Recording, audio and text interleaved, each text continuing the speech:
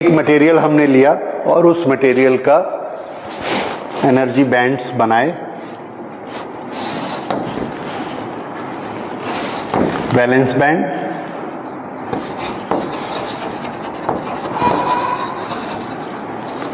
और यहां पर है इसका कंडक्शन बैंड। ये इसके 4n लेवल और ये इसके 4n लेवल, ये इसके बीच का एनर्जी गैप। कुछ मटेरियल ऐसे होते हैं जिसमें एनर्जी गैप काफ़ी बड़ा होता है, और व्हेन वी से energy gap is very large, तो इसका मतलब है it is more than 3 electron volt. 3 electron volt, इसका ये मतलब है कि अगर एक इलेक्ट्रॉन को अपने ऑर्बिट करने वाले काम का, वैलेंस करने वाले काम से निकलकर फ्री होना है तो कितनी एनर्जी चाहिए? 3 इलेक्ट्रॉन वोल्ट की एनर्जी चाहिए, तब वो निकलकर फ्री इलेक्ट्रॉन बन पाएगा और कंडक्शन करेगा। ऐसे जो मटेरियल होते हैं उसमें हम क्या देखते हैं कि इलेक्ट्रॉन यहाँ तो होंगे ही होंगे, नेचुरली यहाँ होंगे। ये सब इलेक्ट्रॉन इसमें हर बैंड, हर स्टेट में इलेक्ट्रॉन है इसके पास। कितने? 4n states,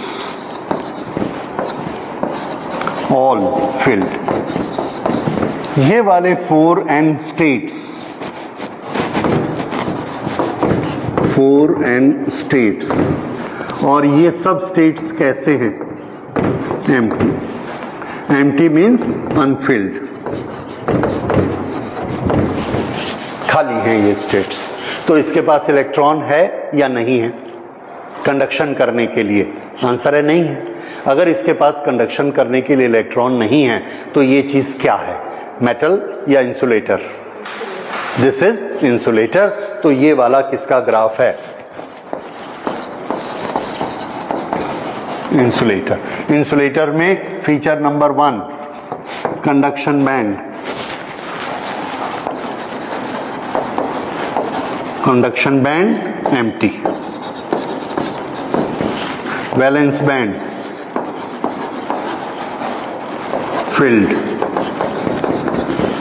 energy gap more than 3 electron volt, more than 3 electron volt।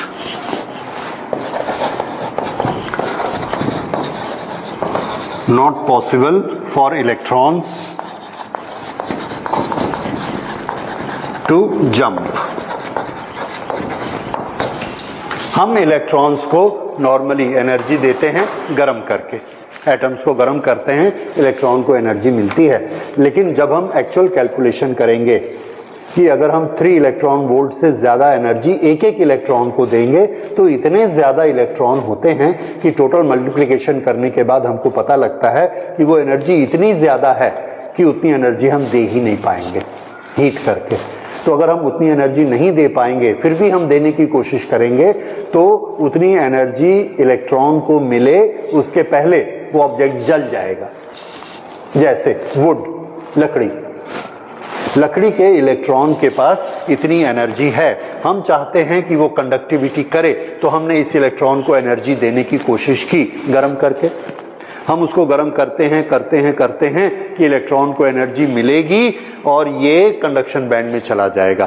पर टोटल वो जब भी हम एनर्जी देते हैं सब इलेक्ट्रॉन आपस में डिस्ट्रीब्यूट कर लेते हैं, और एनर्जी देते हैं, फिर डिस्ट्रीब्यूट कर लेते हैं, फिर और एनर्जी देते हैं। टेम्परेचर बढ़ते जाता है, टेम्परेचर बढ़ते अभी तक इलेक्ट्रॉन यहाँ नहीं पहुँचे, उसके पहले लकड़ी जलनी शुरू हो जाती है, जल जाती है, तो वो कभी भी कंडक्टर नहीं बनती। इसलिए ये सब क्या होते हैं? ये क्यों हुआ? क्योंकि एनर्जी हमको हर इलेक्ट्रॉन को कितनी देनी है? 3 इलेक्ट्रॉन वोल्ट, और उतनी हम गर्म करके दे नहीं पाते। इसलिए ये वाले मटेरियल इंसुलेटर कभी भी कंडक्टर नहीं बनते।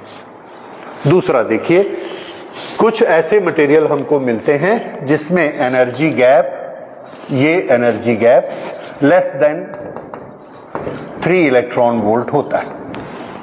1.6, 2, 2.2, 2.3 और 1.6 से कम 1, ये वाले जो मटेरियल होते हैं इनको जब हम हीट करके एनर्जी देते हैं तो इलेक्ट्रॉन को उतनी एनर्जी दे पाते हैं कि मटेरियल जले, उसके पहले वो इलेक्ट्रॉन कहाँ जंप करके चला जाएगा, उसको इतनी एनर्जी मिल जाएगी और वो जंप करके कंडक्शन बैंड में चला जाएगा। So energy gap less than 3 electron volt possible to give thermal energy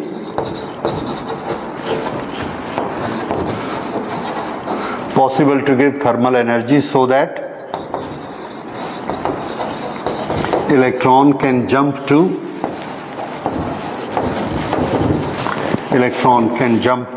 conduction band.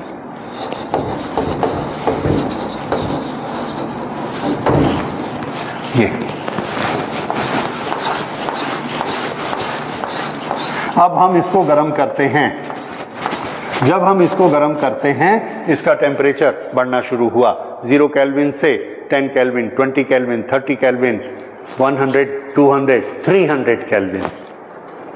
300 kelvin इतना ज़्यादा गर्म हो गया तो कुछ इलेक्ट्रॉन को इतनी एनर्जी मिल जाती है कि वो यहाँ से यहाँ आ जाते हैं। अब इसको, ये वाले बैंड को हम क्या बोलेंगे? Is it empty, is it totally filled और it is partially filled? Partially filled. तो ये कैसा हो गया? Partially filled. तो ये भी कैसा होगा? इसमें कुछ इलेक्ट्रॉन तो चले गए और वो अपनी जगह खाली करके चले गए, लेकिन कुछ हैं, तो ये भी कैसा है? Partially field. एनर्जी गैप कितना है? 3 इलेक्ट्रॉन वोल्ट। गर्म करेंगे, हीट देंगे, ये यहां चला जाएगा तो ये क्या बन जाएगा? कंडक्टर। 300 केल्विन। बताइए 300 केल्विन आपने कभी एक्सपीरियंस किया कितना गर्म होता है? कितना होता है? हाँ, अभी आप जिस कमरे में बैठे हैं इसका टेम्परेचर 300 केल्विन है, that is 27 degree Celsius. 273 minus किया तो अभी यहाँ का टेम्परेचर 27 है, दिस इज 300 केल्विन। पर अगर केल्विन स्केल में देखेंगे तो 0 केल्विन से 3 केल्विन 300 काफी हाई हो गया। इसको हम ये कह सकते हैं कि अभी इसका टेम्परेचर क्या है? Room temperature. तो रूम टेम्परेचर में इस मटेरियल में ये होता है। अब इसमें कंडक्टिविटी होती है। थोड़ा सा इसको अगर हम ठंडा करते जाएंगे तो ये वापस आ जाएंगे, गर्म करेंगे तो इधर चले जाएंगे। जैसे हम इसको हीट करते हैं इलेक्ट्रॉन इधर जाते हैं और ये क्या बन जाता है? कंडक्टर। ये वाला जो मटेरियल है इसको हम कहते हैं सेमी कंडक्टर। ये है सेमी कंडक्टर, यानी हीट करेंगे तो कंडक्टर बन जाएगा। रूम टेम्परेचर पर इसके पास थोड़ी सी कंडक्टिविटी होती है, थोड़ी सी होती है, ज्यादा नहीं होती। ये सेमीकंडक्टर्स का एनर्जी गैप इस तरह का होता है। अब अगली चीज देखिए, मेटल। ये मेटल्स का वैलेंस बैंड है और मेटल का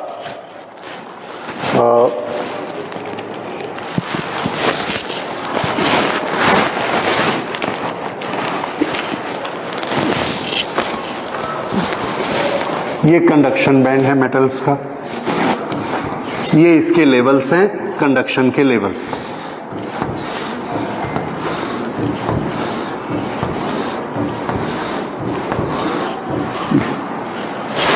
और ये जो पहले आपने देखे ये वाले, ये कौन से हैं? Valence level.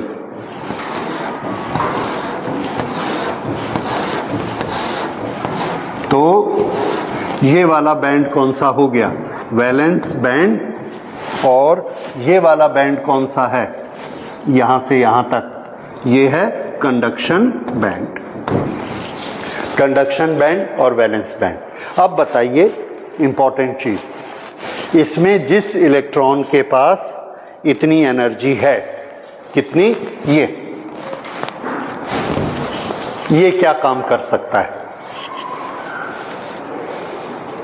ये वैलेंस बैंड में है तो वैलेंसी फुलफिल करेगा। ये कंडक्शन बैंड में है, कंडक्शन भी करेगा। ठीक है, तो ये वाला जो स्टेट है, ये इसी यहां से लेके यहां तक, इसको हम क्या बोलेंगे? ओवरलैपिंग।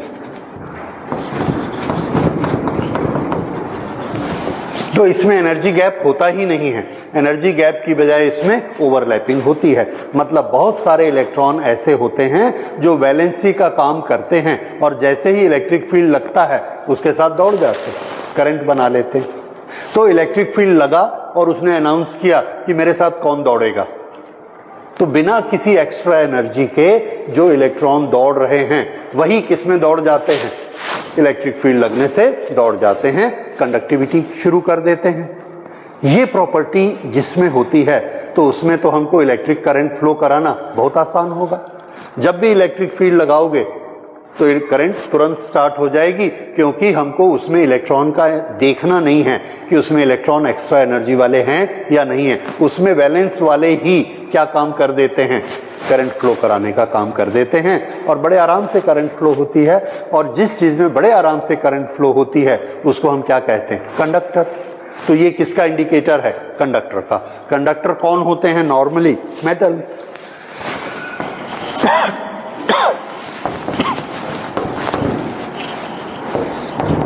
मेटल्स में क्या हुआ? Energy bands overlap, energy bands overlap, electrons always available,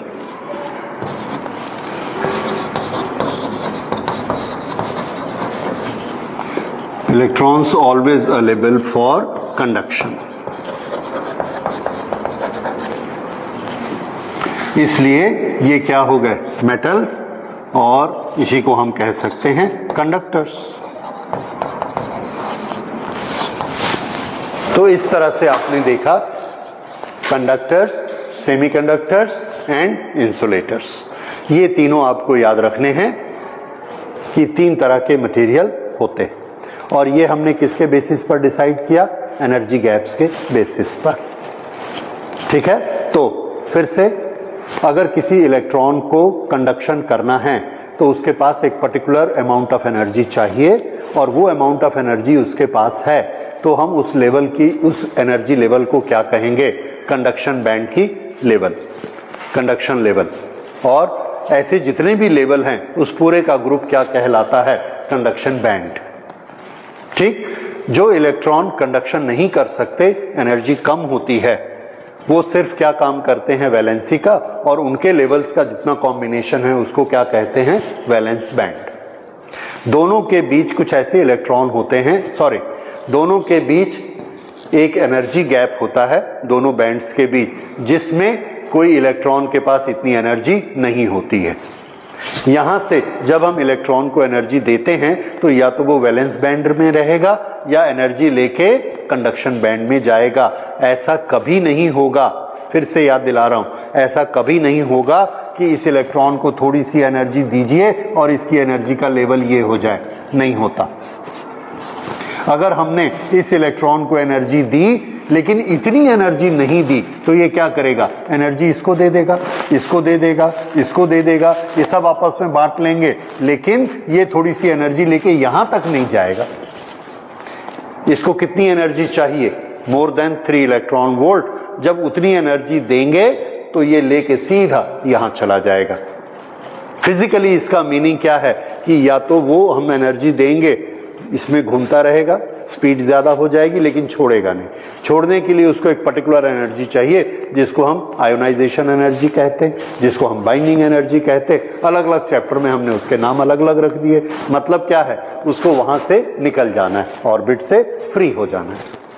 तो यहां पर उसका नाम हमने क्या दिया? एनर्जी गैप, ताकि वो इलेक्ट्रॉन इस ड्यूटी से निकल के कंडक्शन वाले में चला जाए। ये एनर्जी गैप हुआ।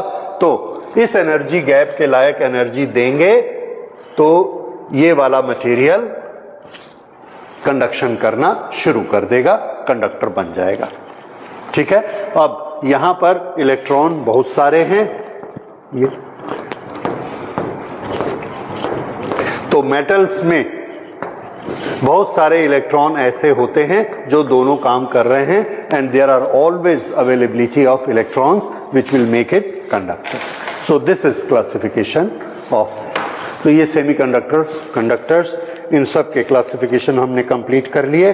अब अगली क्लास में हम लोग पढ़ेंगे एक और क्लासिफिकेशन कि हमको जब इंस्ट्रूमेंट बनाना होता है, कोई डिवाइस बनानी होती है, तो प्योर कंडक्टर और इम्प्योर सेमीकंडक्टर, प्योर सेमीकंडक्टर और इम्प्योर सेमीकंडक्टर दोनों के क्या एडवांटेज हैं, दोनों के क्या डिसएडवांटेज हैं, कौन सा हम यूज करेंगे, कैसे एक दूसरे में कन्वर्ट करेंगे. ठीक है, this will study in the next class.